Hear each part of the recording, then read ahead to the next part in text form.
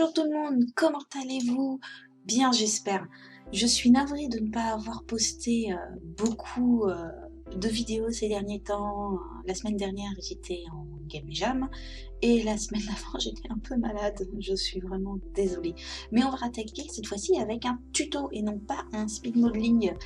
Je travaille actuellement sur un petit prototype tout mignon et j'ai besoin dedans de mettre des ennemis. Donc nous allons faire cela au moins en 2 vidéos minimum.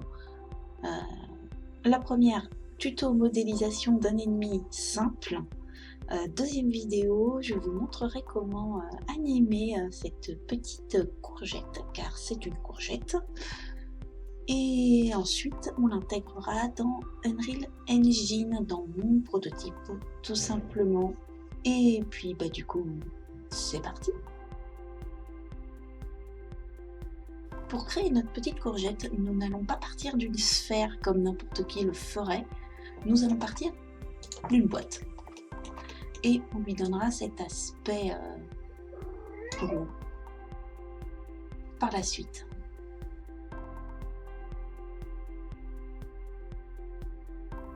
N'hésitez pas à rentrer directement les centimètres que vous avez besoin. Nous travaillons en centimètres.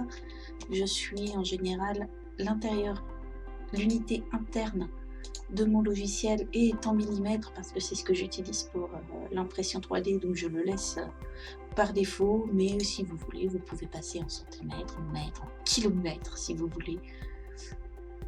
Voilà. Et par contre, pour les unités métriques de ce que je vois à l'intérieur,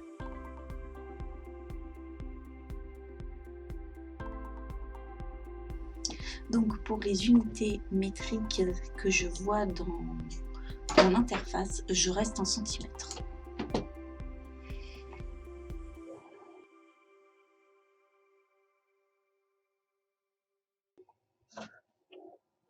N'oubliez pas, comme d'habitude, d'afficher vos phases délimitées, ça sera plus pratique.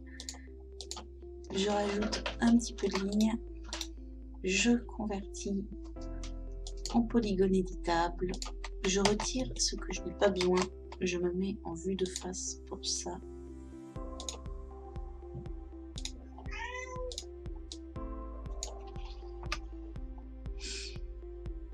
Et je vais activer la symétrie. Je bascule pour récupérer ma symétrie. J'ai toujours mon modèle à côté. Et c'est parti du coup pour la modélisation. Pour transformer cette chose en rond.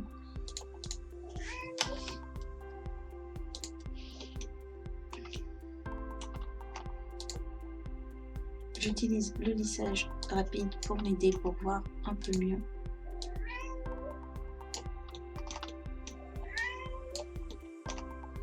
Mes angles afin de pouvoir transformer la courgette en rond, en boule, si on préfère.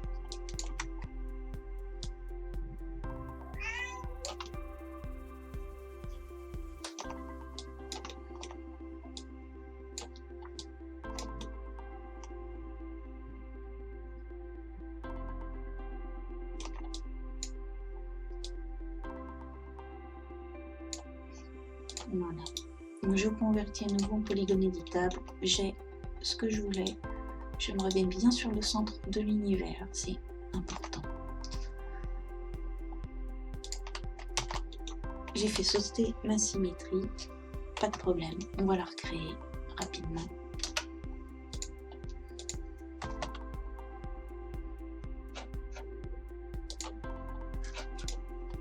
Et nous allons pouvoir commencer à modéliser notre petit personnage. Donc nous avons une bouche et des yeux, pas compliqué, et un petit chapeau.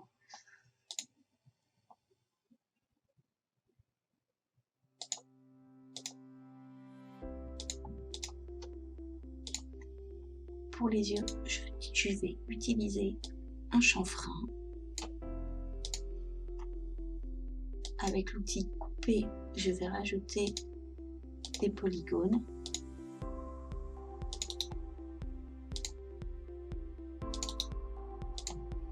je donne approximativement la forme des yeux que je veux. Là, je pars sur un style un peu manga. Notre courgette sera low poly car c'est un jeu low poly que je suis en train de faire.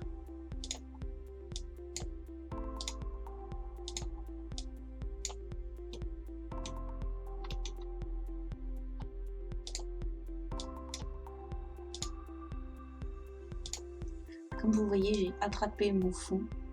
Ce qui me gêne, je vais dans propriété d'objet, je décoche afficher les objets, je peux les en gris, je valide et je vais geler ma sélection. Maintenant, je ne peux plus le bouger parce que vous voyez, c'est juste mon écran qui bouge.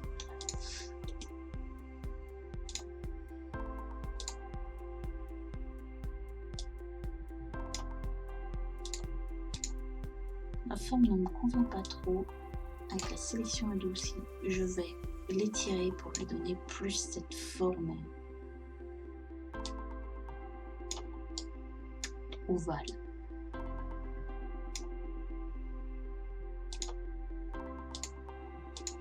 Je retire la sélection adoucie.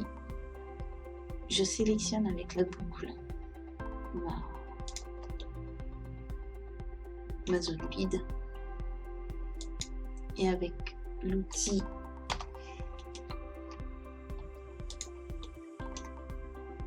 de modification de taille, je viens remettre le tout 3 et je fais glisser. Je reprends la sculpture, je rappelle les raccourcis pour changer de fenêtre, P pour perspective, F pour face, L pour gauche. Je me remets en vue de face et je vais sculpter les yeux de mon personnage.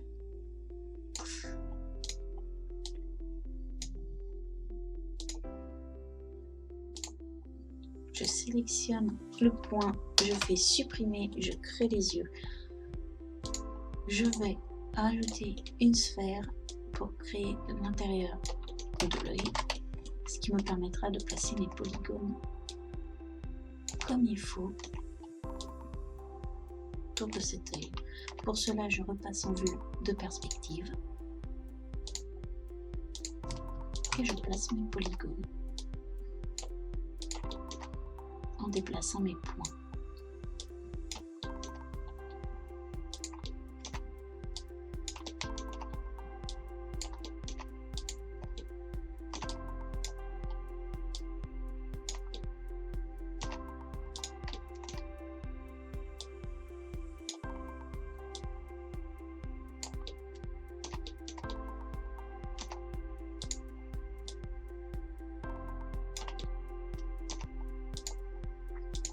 Je reprends ma boucle de sélection, ma bordure, j'appuie sur Shift ou majuscule et je tire vers l'intérieur, ce qui me permet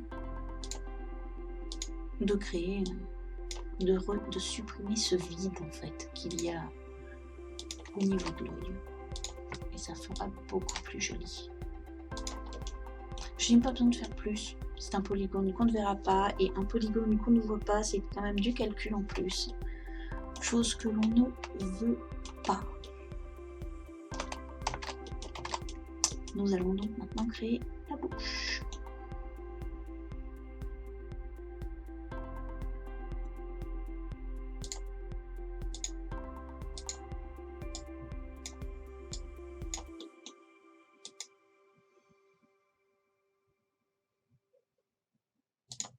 J'utilise l'outil couper et je vais venir tracer la bouche de mon personnage comme ceci. Je relie les points, recréer des polygones et je viens supprimer ce que je n'ai pas besoin.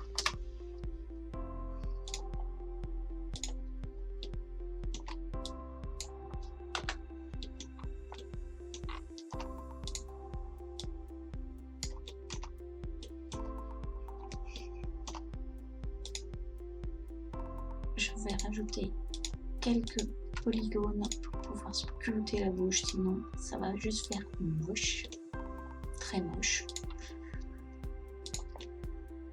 Voilà. Je fais rentrer un petit peu le dessous que je remonte, ce qui me permet de faire descendre cette partie-là.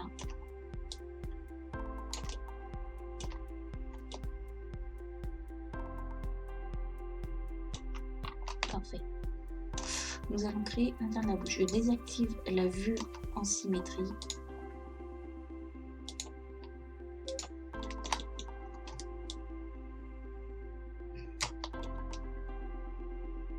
Et nous allons créer l'intérieur de la bouche.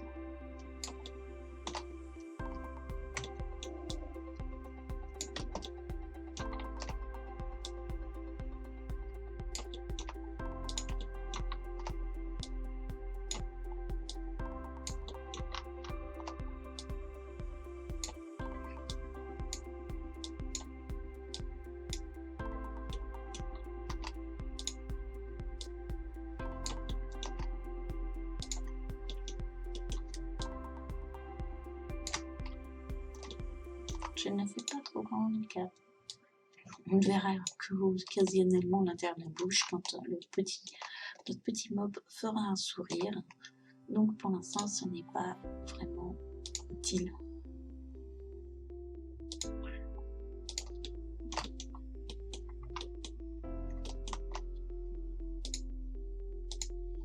Avec l'outil boucle, je sélectionne la bordure, j'ajoute un petit chanfrein pour donner un peu de volume et je rajoute des lignes de force.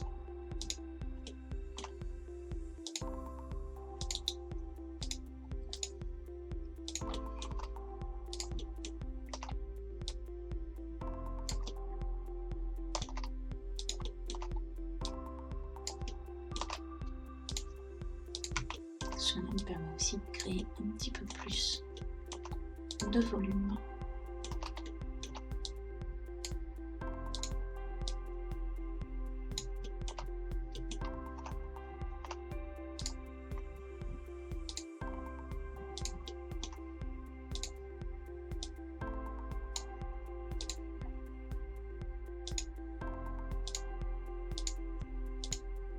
Des lignes de force qui sont importantes pour l'animation. Donc il faudra que nous aidions le personnage juste après. Il faut également rajouter au niveau des yeux pour donner un peu de volume, car là ce ne sont que deux trous, c'est pas très joli, c'est pas très agréable. Surtout si on veut pouvoir donner des expressions à notre personnage.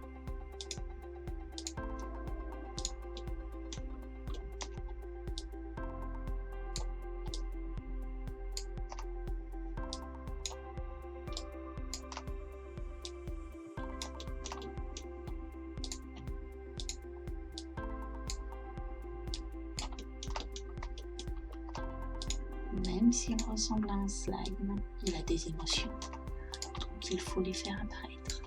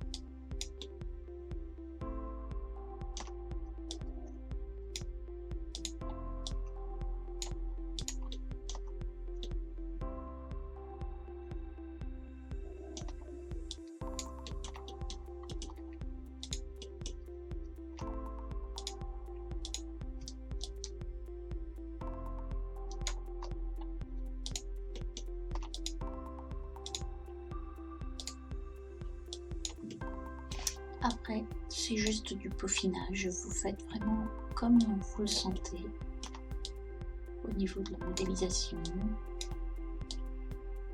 de l'expression de base.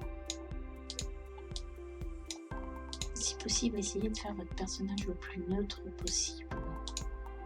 Au début, sachant que les expressions de visage viendront avec la modélisation, avec l'animation. Voilà.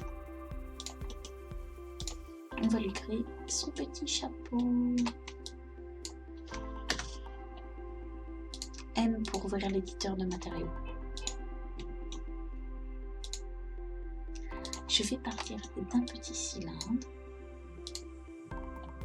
que je vais réduire en polygone et que j'aligne avec le bouton aligner sur le personnage pour qu'il soit bien au centre et je le remonte.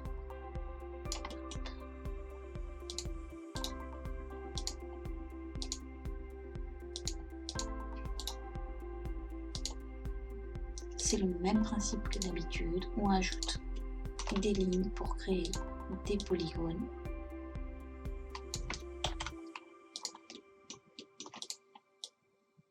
Ce qui nous permet de donner la forme souhaitée à notre petite courgette.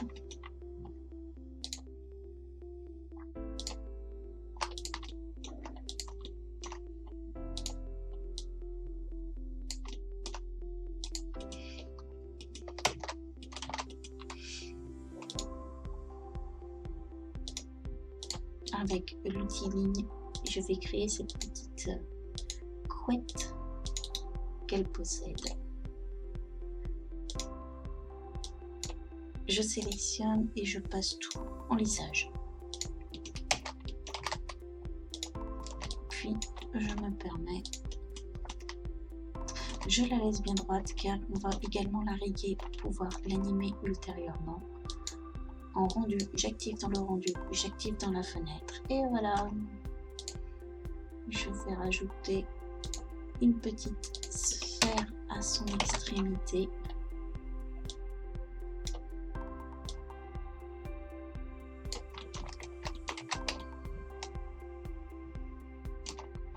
N'est-ce pas magnifique? Hop là.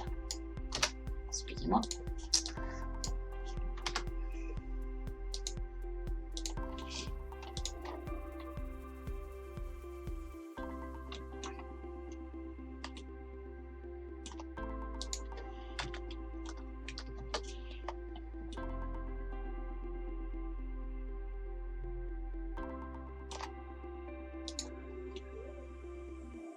Nous allons rester en poli, c'est très bien. Je reconvertis le polygone éditable et je vais attacher sous peu l'extrémité. Je retire la surface intérieure car je n'en ai absolument pas besoin. Je vais faire une petite insertion ici. Creuser un petit peu avec extrudé afin de donner une impression de relief. J'attache mes éléments ensemble. Le personnage est prêt à être rigué. Je vais réaffecter mon point de pivot.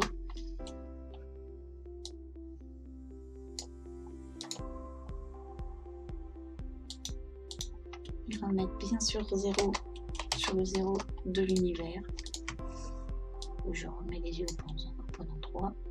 Nous en aurons besoin.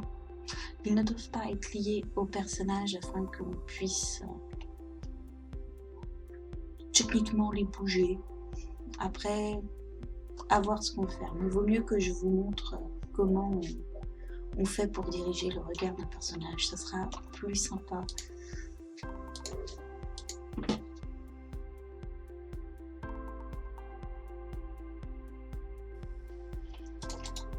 Je dégèle mon arrière-plan, je n'en ai plus besoin, je peux le supprimer. Nous allons faire l'UV du personnage pour pouvoir faire la texture. Nous allons...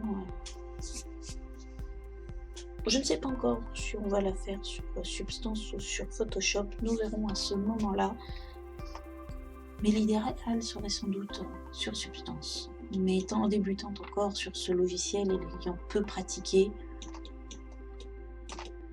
Nous verrons bien. Bref. Notre petite courgette ronde est prête à être texturée. Pour cela, nous allons d'abord lui faire son développé UV.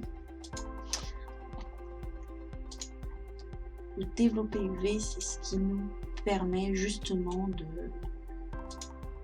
de créer les textures.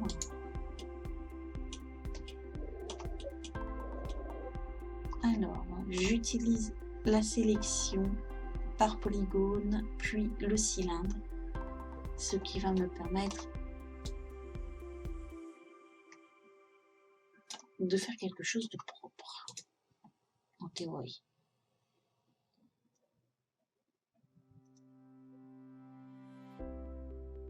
Voilà.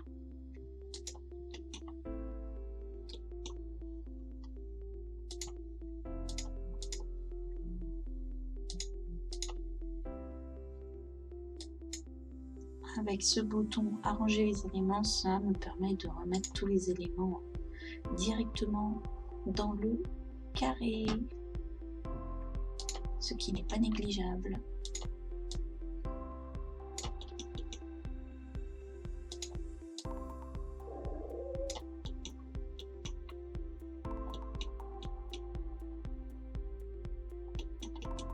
Maintenant, il faut mettre au propre tout ça. Je m'attarderai sur ces éléments-là après. Je vais d'abord m'occuper de la courgette en général.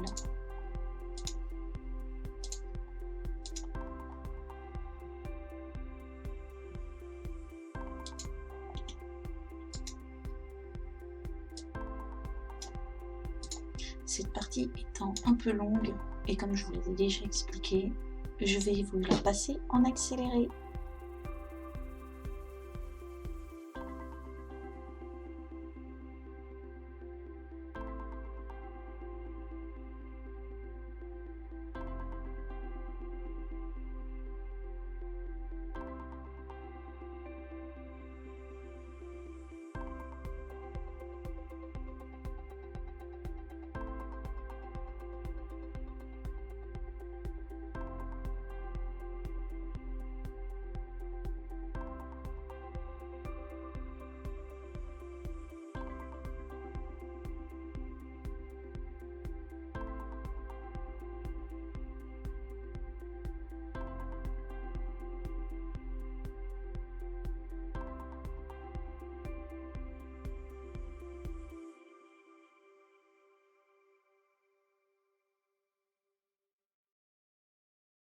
Finalement, j'ai fait la texture en off et je suis passée sur... J'ai utilisé le Photoshop classique pour faire du cartoon avec ce type d'UV. C'est très facile, très rapide. Je vous montre actuellement une image de la texture à plat du coup. Et puis on l'applique ensuite sur notre magnifique petite courgette qu'on va ensuite riguer. Notre petite courgette est complètement modélisée, nous allons pouvoir passer au rig, que je vous ferai au final dans une autre vidéo, car cela va être un petit peu long, malgré que ce soit un rig relativement simple. Je m'excuse aussi pour mon chat que vous avez dû entendre, je n'ai malheureusement pas pu retirer tous ses miaulements, vu qu'elle miaulait pendant que je parlais pour attirer mon attention. Pour me faire pardonner, je vais vous mettre quelques petites images de mon prototype en cours, sachant que le décor n'est pas fini et que le personnage que vous verrez n'est pas définitif, c'est-à-dire que son design va probablement encore évoluer. Je vous dis à la prochaine, je vous retrouve pour la vidéo du rig.